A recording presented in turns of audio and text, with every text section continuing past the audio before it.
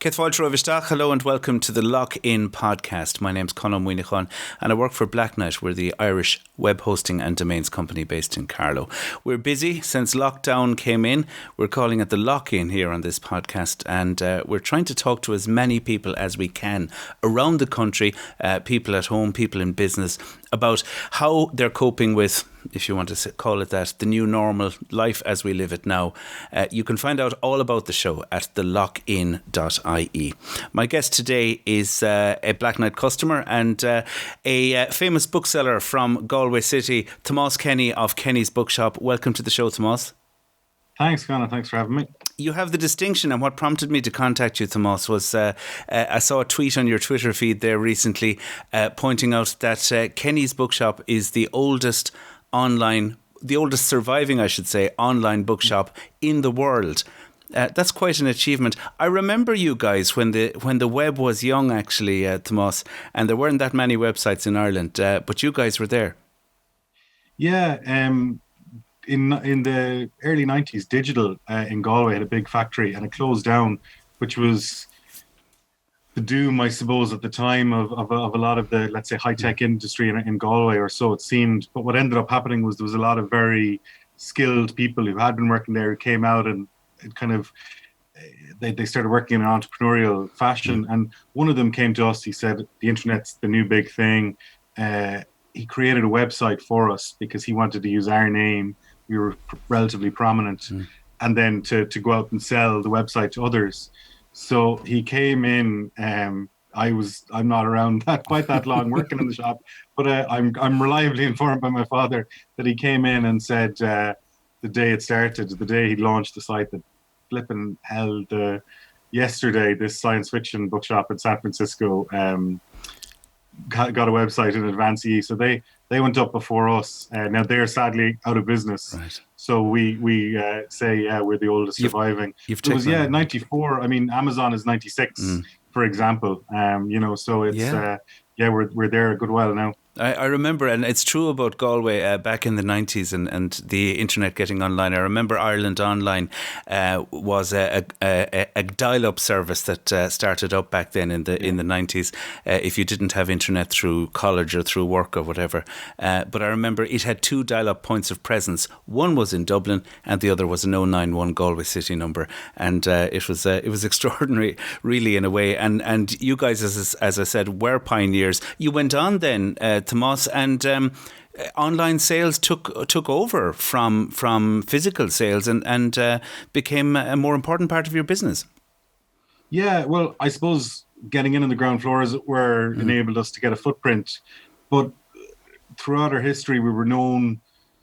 Our international presence was as large as our Irish one, and we used to sell quite a lot to the States and other places. So it was a natural merging of kind of parts of our business.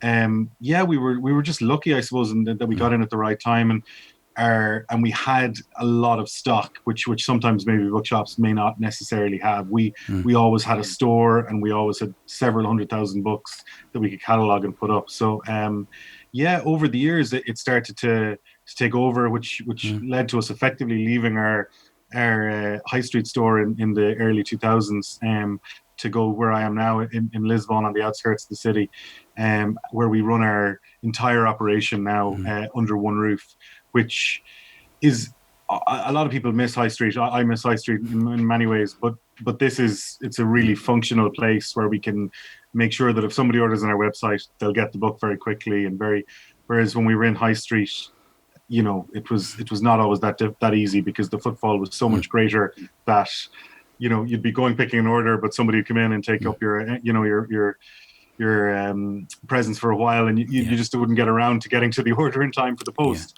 So we're great here now, and delighted to be here. Fast forward then to 2020, Tomás, and no one could have predicted, I think, well, some people did predict and did bang that drum for a long time, but certainly since March of this year, Tomás, everyone in society, businesses like yourselves and ourselves here at Black Knight, we're dealing with a very, very different reality. What's been the impact on Kenny's Bookstore? Well, it's been enormous, yeah. I mean, On Post, we ship with On Post. We're absolutely phenomenal. The service they provide in Ireland and abroad is exceptional, but not their fault. But they had to stop shipping to almost every country in the world. The number of countries, I think, was 16 at one point. It's now up to about 30. But we ship all over the world, and export was 90% of our business. The pandemic forced us because of, we'd no choice now that we couldn't ship to Austria, for example, or America or wherever. We had to start shipping to Ireland and Ireland alone, and it focused us on that. And to that end, there's been a great movement, I suppose, in Ireland of shopping local and shopping with people who aren't certain famous web giants, and it's been great. So on the one hand, we did lose a huge amount of business in terms of our sales abroad, but we've managed to claw an awful lot of that back through our domestic sales, and it's been really nice because you're dealing with people who are down the road in Clare, in Galway, in Tip, in wherever, and they ring up for a chat and for whatever, and it's a far, I suppose, nicer thing than if somebody is ringing you from the other side of the world. They don't get the book for a week. Yeah. They don't necessarily have the same sort of graw or wanting an interaction, whereas the Irish people definitely do. And we've been very lucky to have had the presence online to begin with that allowed us to, I suppose, take advantage of the movement online in Ireland because of the lockdown, and we're very happy to have done so. It has been a phenomenon, though, hasn't it, Tomas, of our, well, certainly in Ireland, of trying to support our own, a consciousness that we're all in this together, and a sense, I think, from Irish consumers that if they're going to be shopping online, they want to shop with an Irish company if they can at all. Yeah, oh yeah. I mean, it's a fascinating thing. I mean, Amazon is obviously the kind of great dark cloud out there for everybody, but as I say quite often to people, it's sometimes a false economy shopping with Amazon, because they're the default option. People think they're cheaper for a lot of products, books included. They are very cheap for the top 50 or 100 titles. Once it goes beyond that, they're actually not.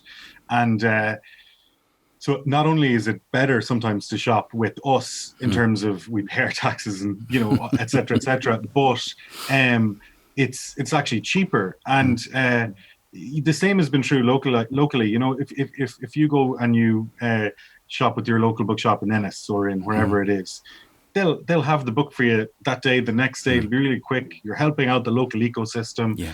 And it's not going to cost the earth. And it might be slightly more expensive for sure, but there are so many, the benefits to it are so much greater. And it's been really positive, I suppose, the feedback we've been getting on social media, online, through the phones, from people who have been ordering off us, but want to make the point that they've been doing it because they want to, not just because, they know of us or whatever it might be, but they want to support Irish. What about your day-to-day operations, Tomas? Did you have people working from home? Are you back to the office now, or how are you operating? Yeah, we're lucky again, I suppose, thankfully, that we're here as opposed to High Street, which was a kind of 15th century building, which might have been lots of small rooms. Here we've got a big open warehouse, socially distancing, working, like that is quite easy here. That being said, we still have a huge amount of people. Well, I say huge. We're not that big company, but a decent percentage of our workforce are still working from home, or splitting the week. So as the numbers on site aren't too high at any one time. So it's still surreal. In that, like, my father works here. He's in his 70s. So he's managing his time very carefully now, and he's only come back in the last couple of weeks. So we're still. I mean, it's still an odd time, and we're still not really anything like what you could call back to normal, like everybody else. Well, what about Galway? What's Galway like at the moment? Because it has a unique kind of an atmosphere, and I know that a certain amount of that atmosphere is built around the tourist industry and the hospitality industry. There's an atmosphere down there where you were in High Street, Quay Street, Cross Street area, Shop Street, and all of that in the city centre. Is it different now, Tomas? What's it like at the moment? Yeah, I mean the city centre itself is it's not eerie because it's still busy. Galway is still a popular place for staycationers, I suppose. And I mean, I was on the prom on Sunday, and it was like a Connacht final in terms of the actual debate. It was so busy, and so from that point of view, there's still, and that's only happened, I suppose, in the last 2 to 3 weeks. There's been an awful lot of people around. Before that, I mean, it was a ghost town, and a lot of the businesses in Galway are very, very focused on tourism, or very need tourism, and things like the Arts Festival and Race Week, which would have been the last 3 weeks, normally would be the 3 busiest weeks in Galway of the year, and that's been a huge, huge loss to ourselves included. I mean, a huge loss to people walking in the door, and but we're lucky. We're certainly lucky that Galway is a popular spot for people to come on holiday, because it's helped quite a bit compared to some places which I know are very much struggling because they don't have that advantage. Now, I know, Tomas, we were saying you guys had the first mover advantage, or whatever you want to call it, back then. You were beaten to the finish line, or to the starting line, by that shop in San Francisco. But you've got a long history of operating online and having, as we call it here in Blacknight, the bricks and clicks strategy, having the actual physical store, as well as having that online sales and dealing with customers online.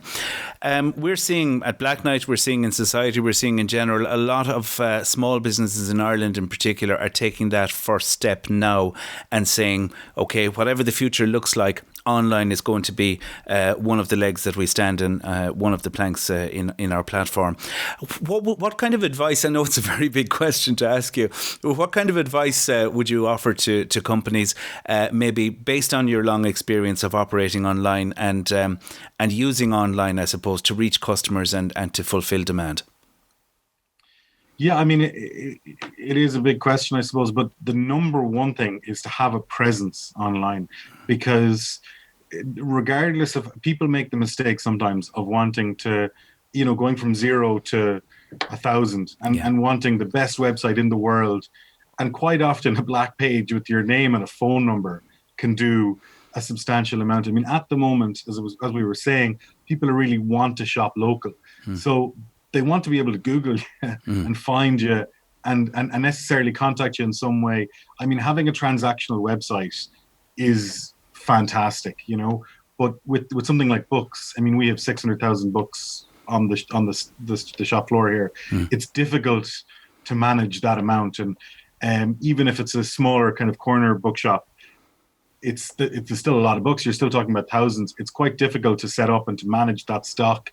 But to even have it in any way, shape, or form makes such a big difference, because people want to help. They want to go and deal with it. But starting is the first thing, and building it up beyond then. I mean, talking again about books specifically, there are other ways to sell your books. There are websites where you can go and they'll help you and they'll sort out how to catalog, because it's a different scenario from just having it on a shelf. You need to describe the book, condition, etc. And it's quite easy to do. But I would always say, start with the site. Don't worry about spending a year making it absolutely fantastic. Just get it up there in the first instance. Start driving whatever limited traffic there'll be there initially, but it'll help it, because as long as people, I mean, even now, a relatively substantial amount of the business we do on our website is over the phone, where people go onto the website, but they ring us from the website.